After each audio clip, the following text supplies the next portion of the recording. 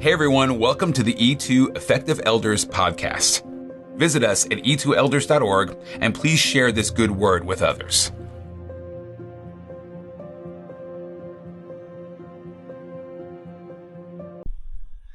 Hey, our thanks to CDF Capital for making this brief podcast possible. In this year of 2022, we are looking at a good word every month. And as we begin the month of October, our good word is forgive.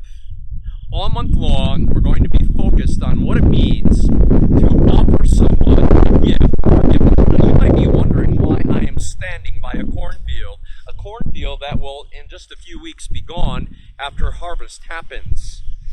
This cornfield reminds me in the Old Testament of an incredible story of forgiveness. Do you remember a guy by the name of Joseph, that young man who had a coat of many colors? His brothers, who were insanely jealous of him, threw him into a cistern. Now remember, a cistern was this large hole in the ground that had been dug in which to store water during the rainy season. It was a dry cistern. That guy could have been killed when he was thrown into that cistern or severely injured. Joseph was age 17 when his brothers did that to him. And then they sell him into slavery. He's a victim of human trafficking. He ends up in Egypt at a guy's house named Potiphar, a guy who was in charge of Pharaoh's, the king's entire prison system. And then while he's in Potiphar's house, he's doing an incredible job when all of a sudden Mrs. Potiphar takes a look at him and wants him. And in that moment, she makes a move on him, but he flees. He runs from the house, runs from her, and he ends up being falsely accused of sexual assault and thrown into a prison cell.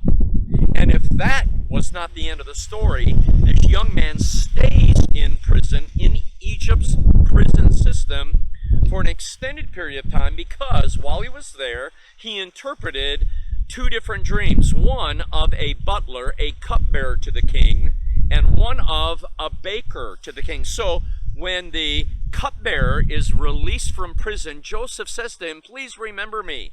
Tell my story to the king, to Pharaoh." But the cupbearer forgot about him, and he remains in prison all the longer. Now, from age 17 to age 30, during the prime years of that young man's life, when he should have been graduating from high school, going off to college, entering the military, the job market, for 17 prime years of his life, Joseph could have wanted revenge. He could have wanted to get even. Why? Because of A, he had been abused by his brothers. A, he had been falsely accused by Potiphar's wife.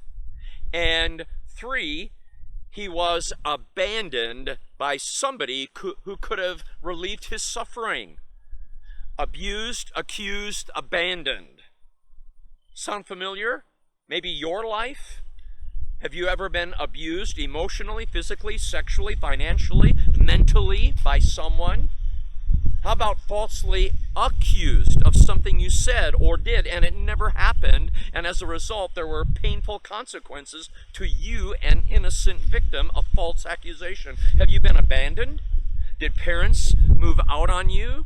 Did a divorce happen? Did you feel abandoned by a mom, a dad? How about a spouse? Somebody walk out on your marriage? How about a friend, a close friend? You see, many times in this life, in this realm, we are abused, accused, abandoned, and we want to get even in some way. Now, back to the story of Joseph, this guy who was overseeing 7 years of prolific harvest, incredible harvest in Egypt, before 7 years of indescribable famine came. That young man in a very powerful position, second only to Pharaoh in control, vice president of Egypt, that young man could have gotten even with all of those who had wounded him. But instead, he looked a lot like Jesus in that he forgave. And there are three things that stand out about his forgiveness, just like three things that stand out about him being wounded. Ready? He made a decision to forgive. As a matter of fact, when he and his wife had their first child, he names his son Manasseh. God has made me forget all of my father's house. All of his troubles, God has made me forget. He's not dwelling on the past. No, he's made a decision. And it wasn't just a one-time only decision. It went with him throughout the rest of his life, because when his dad, Jacob, dies, and he and his brothers take Dad to the promised land to bury him in Canaan, what will be the promised land, when they got back from the funeral, his brothers were afraid, and they were worried that Joseph now would get even. And Joseph, in Genesis chapter 50, in verse 20, he says, "You intended to harm me, but God intended it for good, which is now being done, the saving of many lives." To accomplish what is now being done, the saving of many lives. So, not only in one moment, but throughout the rest of his life, he decided to forgive his brothers. And then he was only able to follow through on that decision by depending on God for his power. Remember when Joseph was a slave in Potiphar's house? It said, "And the Lord was with Joseph." When Joseph was a prisoner, when he was there behind bars, it says, "And the Lord was with Joseph." As a matter of fact, when he named both of his sons, "God has made me forget." Manasseh, that's what his name in Hebrew meant. God has made me forget. And then when his second son, Ephraim, is born, God has made me fruitful in the land of my suffering. So there, every time he calls Manasseh and Ephraim, "Come on in, boys. Ephraim, Manasseh, come, wash up, it's supper time." Every time he said their names, he was declaring, "God has made me forget. God has made me fruitful in the land of my suffering." He was depending on God. And then thirdly, he demonstrated that he had forgiven. He followed through on that decision by demonstrating. When his brothers came not only once, but twice for food, incredible. Joseph, instead of getting even, throwing them all in prison, he gave them food to take home to their wives, their children, nephews and nieces, some of whom he had never met before.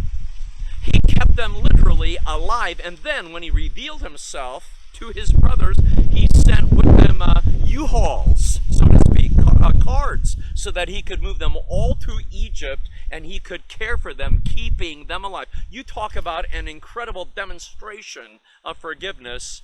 He decided to forgive. He depended on God's power to follow through with that decision, particularly when he demonstrated his forgiveness. What about us? You know what? In the New Testament, forgiveness is mentioned 125 times in the New Testament, and 121 of those times it is used in reference to Jesus. You know what that tells me? Without Jesus, I cannot forgive. I can't forgive without his power, without his example. You know, this corn, very interesting. This corn, one kernel produced all of this. One kernel produced a stalk with 2 ears on it. Now, when this corn was first growing, I could have come out and with thumb and forefinger, I could have plucked that little sapling out. But as this plant kept growing bigger and bigger and roots kept going deeper, I've got to use both hands. I better get a machete and cut that off. I'm going to have to get a shovel to get those roots out. In Hebrews chapter 12, it says in verse 15, "See to it that no one misses the grace of God, and that no bitter root grows to cause trouble and defile many." So there we have it. We can see to it that those who have abused, accused, abandoned us, who have wounded us in some way, we can see to it that they do not miss the grace of God. We can give them the gift of forgiveness.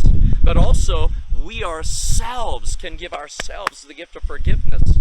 And when we do, it's a good thing, because then a root of bitterness will not grow deep within us so that it causes trouble and defiles many in our sphere of influence, in our own family and friends. The choice is ours.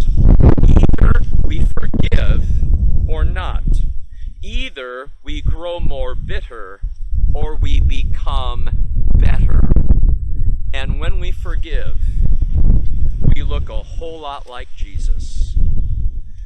Blessed are those who show mercy. Blessed are the merciful, for they will be shown mercy. Forgive. After all, we have